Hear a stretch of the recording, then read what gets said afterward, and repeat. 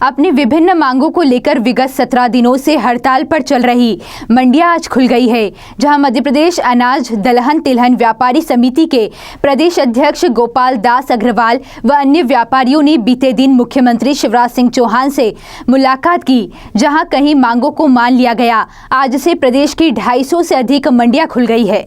इंदौर के छावनी स्थित अनाज दलहन तिलहन अनाज मंडी में आज मंडी संघ के पदाधिकारी ने बताया कि मध्य प्रदेश में मंडी टैक्स अधिक है, उसे कम करने, व्यापारियों को गोदाम ऑफिस की लीज समस्या का निराकरण करने सहित अन्य मुद्दों को लेकर बीते कई दिनों से प्रदेश की 250 से अधिक मंडियां बंद थी। मंडियों में हड़ताल थी, जिससे व्यापारियों का करोड़ों का नुकसान हुआ, तो वहीं किसानों को भी काफी परेशानियों का सामना करना पड़ा है। गुरुवार से मंडियां खुलने से किसानों के साथ ही व्यापारियों और हम्माली सहित अन्य संबंधित लोगों का रोजगार आज से शुरू हो जाएगा। नहीं, हड़ताल खत्म तो अच्छे माहौल में हुई है और सरकार ने हमारी बातों को स्वीकार किया है।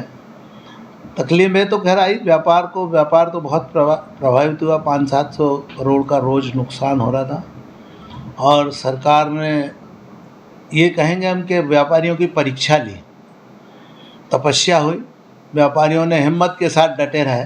प्रदेश का व्यापारी अपनी मांग के लिए अडिग था, क्योंकि सबसे बड़ी समस्या पूरे प्रदेश में लीज की जो कलेक्टर गाइडलाइन जो इनने जारी की वो सबसे ज़्यादा खतरनाक थी, क्योंकि मंडियों में कोई माल का वो नहीं था, मंडियों में कोई मल्टी बनने वाली नहीं थी, मंडियों में व्यापार करने के लिए स्थान है।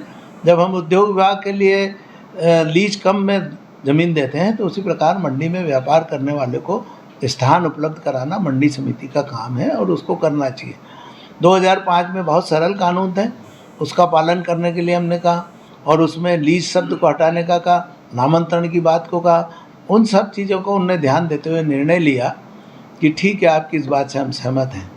दूसरा हमारा मुद्दा था कि मंडी शुल्क कम किया जाए, निराशित हटाया जाए, क्योंकि इससे किसानों के ऊपर बोझ पड़ता है। तो सरकार का कहना था कि आप क्यों चिंतित हो रहे हैं, सरकार किसानों के ऊपर आ रहा है। हमने कहा आप किसान के नेता हो, किसान की सरकार है, ऐसी बात नहीं करना चाहिए। तो उन्होंने जो है इस बात में मानते हुए निराशित तो नहीं समाप्त किया, क्योंकि उनका कहना था चुनावी वर्ष है और इसका राजनीतिक ध्रुवीकरण होगा, इसलिए उनने 1 रुपया मंडी शुल्क किया और 20% निराशित शुल्क किया। हमारे लाइसेंस आजीवन की मांग थी, जिसमें उनने कहा था कि 2.5 लाख और 10 लाख, ने कहा 5,000 रुपये से ज़्यादा हम लाइसेंस की फीस नहीं देंगे और आजीवन लाइसेंस होना चाहिए। इसी प्रकार जो घड़ती के कालम थे, लेखा सत्यापन का कालम था, उड़न दस्ते की बात थी, ये तमाम जो हमारे पॉइंट थे जिसको उनने सरकार ने कहा कि जो जिस हिसाब से पोर्टल पे सेटल होना है उनको हम करा देंगे और आपसे बात से सहमत हैं।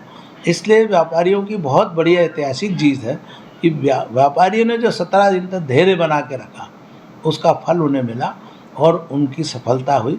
यह मैं सबसे बड़ी बात है कि प्रदेश के उन व्यापारियों को धन्यवाद दूंगा जिनने हिम्मत के साथ डटे रहे।